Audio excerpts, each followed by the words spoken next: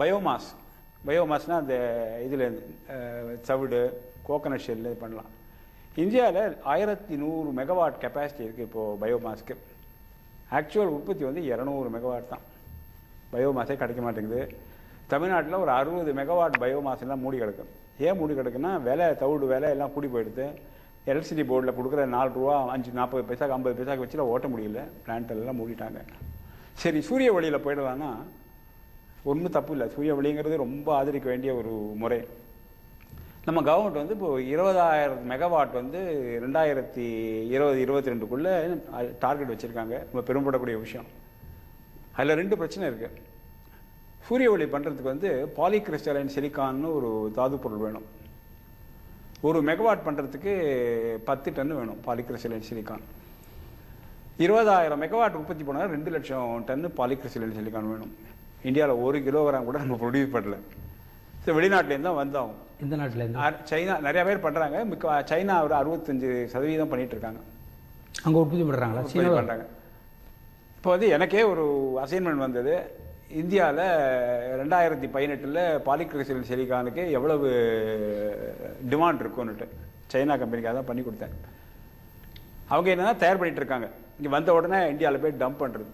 ஒரு கார்ட்டல் மாதிரி ஃபார்ம் பண்ணி, கார்ட்டல்னா ஒரு உற்பத்தி பண்ணுறவங்க எல்லோரும் சேர்ந்து ஒரே மாதிரி இப்போ விலையை கூட்டிட்டாங்கன்னா நம்மளால் ஒன்றுமே பண்ண முடியாது. அது ஒரு பிரச்சனை. அந்த பிரச்சனையை சரிப்படுத்திடலாம். ஒரு பாலிகிறிஸ்டலைன் சிலிக்கான் பிளான்ட்டை, பாலிகிறிஸ்டலைன் சிலிக்கான் ஒன்றும் சிலிக்காலேருந்து வரும். நம்ம ஊர் நிறையா மண் இருக்குது, ஒன்றும் பிரச்சனை இல்லை. பாலிகிறிஸ்டலைன் சிலிக்கான் போட்டுடலாம். ஆனால் அதுக்கு நடவடிக்கை ஒன்றுமே எடுக்கலை. ரெண்டாவது வந்து இந்த இது சோலார் பவர் வரும்போது என்ன ஆகுதுன்னா ஸ்டேபிள் சப்ளை கிடைக்காது. வின்டரில் வேறு மாதிரி இருக்கும் சூரிய ஒளி, சம்மரில் வேறு மாதிரி இருக்கும், மழை பெஞ்சா வேறு மாதிரி இருக்கும். அது வரும்போது என்ன ஆகுதுன்னா தேவையான சோலார் பவரை வந்து நிரந்தரம் நம்பி பண்ண முடியாது. இப்போ எலக்ட்ரிசிட்டி போர்ட்லேயே பேஸ் லோடுன்னு ஒன்று வச்சுருப்பாங்க. அதாவது நம்பக்கூடிய பவர், அந்த solar power, wind power, biomass எல்லாம் அவங்க பேஸ் லோட்லேயே கணக்கெடுக்க மாட்டாங்க. அதாவது கிடைச்சா லாபம், கிடைக்காட்டா நம்ம மேனேஜ் பண்ணிட்டு போகணும். ஹைட்ரோ எலக்ட்ரிக் பவரில் போகலாம். ஹைட்ரோ எலக்ட்ரிக் பவரில் போனாலும் என்ன பிரச்சனைனா அநேகமாக எல்லா இடத்துலையும் ஹைட்ரோ எலக்ட்ரிக்லாம் கொண்டு வந்துட்டோம். ஹைட்ரோ எலக்ட்ரிக்லேயும் நிறையா பிரச்சனை இருக்குது. வந்தால் நிலம் கையெடுக்கணும், பாதையில் வெட்டணும், அதுக்கு வீடு மாடி போயிடும். அதில் ஒரு பெரிய பிரச்சனைகள் இருக்குது. இந்த பிரச்சனையில் என்னை பொறுத்த வரைக்கும் கடுமையான பிரச்சனை. இந்த பிரச்சனையில் அணுமின் நிலையை தவிர வேறு வழியே இந்தியா கிடையாது தான் என்னோடய அபிப்பிராயம்.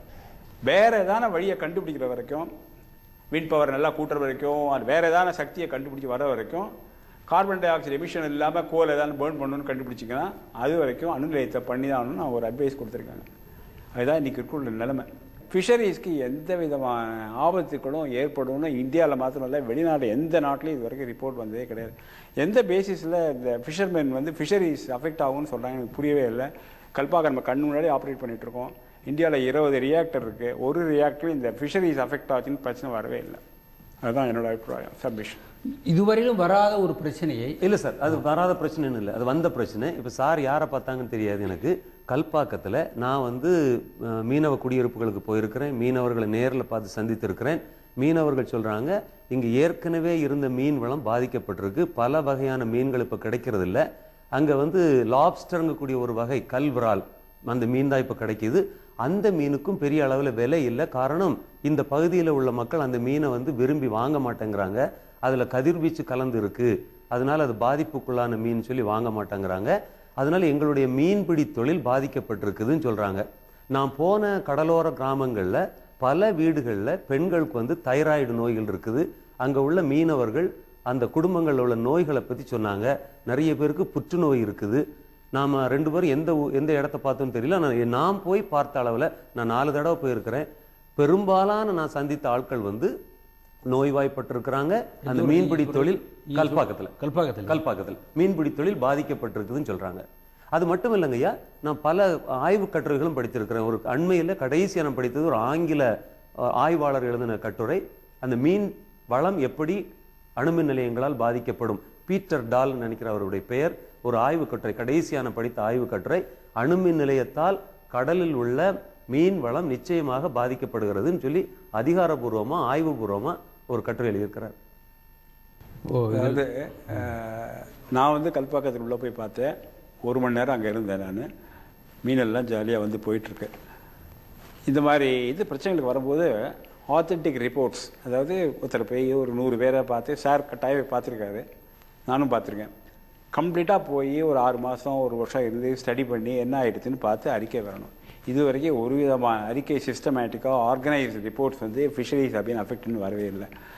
அண்டு அங்கே இது வரைக்கும் எனக்கு தெரிஞ்ச வரைக்கும் கல்பாக்கத்தில் வந்து ஃபிஷரிஸ் அஃபெக்ட் ஆகிடுதுன்னு வந்து சார்கிட்ட சொல்லியிருக்கலாம், வந்திருக்குன்ட்டு அஃபிஷியலாக வந்து ஒருத்தரும் இது மாதிரி ரிப்போர்ட் ஒன்று கொடுத்ததா இது இல்லை. கல்பாக்கத்துலேயும் ஒரு ரிப்போர்ட்டும் இல்லை, எனக்கு தெரியல. மனித குலம் ஹியூமன் சொசைட்டி இருக்க அதுதான் தலையாயுது. உலகத்தில் பலவிதமான ஆயிரக்கணக்கான உயிர்கள் ஜீவராசிகள் இருக்குது. நாம தான் தலைமையானவர்கள். Man is a crown of கிரியேஷன்ஸுங்கிறான், படைப்பின் மணிமுடி நம்ம தான். மனுஷனே சொல்லிக்கிறோம், பரவாயில்ல. அதில் ஒன்று அதில் அதை மறுக்கிறதுக்கு என்ன இருக்குன்னு எனக்கு புரியல. அதுக்காக மற்ற உயிர்களை இழிவுபடுத்தி இல்லை, இது பகுத்தறிவு, சிந்தனை, முன்னேற்றம் எல்லாமே இருக்கு. நமக்காக நம்மை சார்ந்து நம்மோடு இயங்கக்கூடிய ஹார்மனி வித் நேச்சர், அதுக்கு தான் மற்ற உயிர்கள்லாம் துணை செய்யக்கூடியவை தான் நம்ம இருக்கிறது. நம்மளுடைய வாழ்க்கைக்கு, நம்முடைய ஆதாரத்திற்கு நாம் நல்லா இருந்தால் உலகம் நல்லாயிருக்கும், உலகம் நல்லா தான் நம்ம நல்லாயிருக்கும். இதுக்கு தான் மின்சாரம், காற்று, உணவு எல்லாம் விரும்புகிறோம். நம்மையே அழித்து விடும் மனிதர்களே இல்லாமல் போனால் சுடுகாடு. அப்படி ஒரு நிலைமை வருகிற போது ஒரு இந்த மாதிரியான அவ்வளோ ஆபத்து உரிய ஒரு மின்சாரத்தை தயார் செய்தால் அதுலேருந்து ஏதாவது ஒன்று ஏற்படக்கூடாத ஒரு பெரிய வெடிப்பு நிகழுமானால், எக்ஸ்ப்ளோசிவ் ஏற்படுமானால் புல் பூண்டு கூட இருக்காது பூமியில். அந்த ஆபத்தை விலை கொடுத்து வாங்க வேண்டுமா அப்படின்னு கேட்குறாங்க. அந்த நிலைமையே ஏற்படாது. அதாவது ஒரு அவசியமில்லாத ஒரு பயம். இந்தியாவில் 20 நியூக்ளியர் ரியாக்டர் இருக்குது, இத்தனை காலமாக ஓடிட்டுருக்கு. தராப்பூரில் போனால் ஒரு ரிப்போர்ட் வந்திருக்கு, அங்கே லேண்ட் ரியல் எஸ்டேட் வேல்யூலாம் கூடி போயிட்டுருக்கு, பாப்புலேஷன்லாம் ஒன்றுமே குறையலை, மக்கள்லாம் உங்கேயும் ஓடியே போகல. நம்ம வந்து ப்ரூஃப் ஆக்சுவலாக கல்பாக்கம் நடந்துட்டு இருக்கேங்க. கல்பாக்கத்துக்கு நான் போனேன், செழிப்பாக இருக்குது. கல்பாக்கத்துக்கு உள்ளே போனீங்கன்னா ஏதோ பூங்காக்குள்ளே போகிற மாதிரி இருக்கும். அங்கெல்லாம் செடி மரம் அந்த மாதிரி இருக்குது. அதனால் மண் புல் வராமல் போகும், ரோஜா பூலாம் வந்துட்டுருக்கு. போனால் இது என்ன, இது நான் நிறையா தொழிற்சாலைக்காக போயிட்டுருக்கேன் உலகம் முழுக்க. கல்பாக்கத்தில் போனோன்னா இது என்ன தொழிற்சாலை நடக்குதா, ஒன்று சத்தமும் இல்லையோ, ஒன்றுமே இல்லை, அவ்வளோ இதாக இருக்குது. அதனால் இந்த புல் போகுங்கிறதுக்கெல்லாம் ஒன்றும் அடிப்படையே ஒன்றுமே இல்லை. அது மாதிரிலாம் ஒன்றுமே வராது. இது மாதிரி ஒன்றுமே நடக்கலை. உலகத்தில் 433 நியூக்ளியர் ரியாக்டர் இருக்குது, 34 கண்ட்ரியில் இருக்குது. இந்த பிரச்சனைகள் இந்த மாதிரி இது ஒருத்தருமே சொல்லவே இல்லை. புதுசாக நிறையா ரியாக்டர்ஸ் வந்துட்டுருக்கு, கட்டிக்கிட்டு இருக்காங்க. இல்லை சார், புதுசாக நிறைய ரியாக்டர் வந்திருக்குன்னு சார் சொல்கிறது தவறான தகவல் நான் நினைக்கிறேன். இப்போ சார் சொல்கிறது கல்பாக்கத்துக்கு போயிருக்கோம், தாராப்பூருக்கு போயிருக்கோம். இதெல்லாம் ரொம்ப சின்ன சின்ன அணுமின் நிலையங்கள். 100 மெகாவாட் மின்சாரம், 250 240ங்கிறாங்க. அதில் கெப்பாசிட்டி ஃபேக்டர் 40% வச்சு பார்த்தீங்கன்னா வெறும் 80-90 மெகாவாட் மின்சாரம் தான் வருது. ரொம்ப சின்ன அணுமின் நிலையங்கள். ஃபுக்குஷிமாவை பற்றி பேசுவோம். நான் ஜூலை மாதம் ஃபுக்குஷிமாவுக்கு போயிருந்தேன்.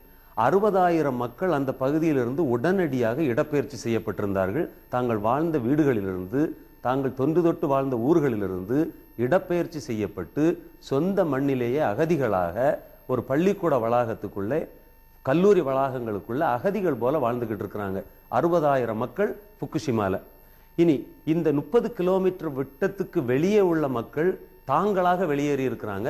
அரசாங்கமோ அந்த மின்சாரம் தயாரிக்கக்கூடிய அந்த டெப்கோ என்று சொல்லக்கூடிய அந்த ஜப்பானிய கம்பெனியோ இந்த மக்களுக்கு உதவி செய்யறதுக்கு தயாராக இல்லை. காரணம் என்னன்னா, அவங்க இடப்பெயர்ச்சி செய்வதற்கு உதவி செய்தால் காசு கொடுக்கணும், இவங்களுக்கு காம்பன்சேஷன் கொடுக்கணும்.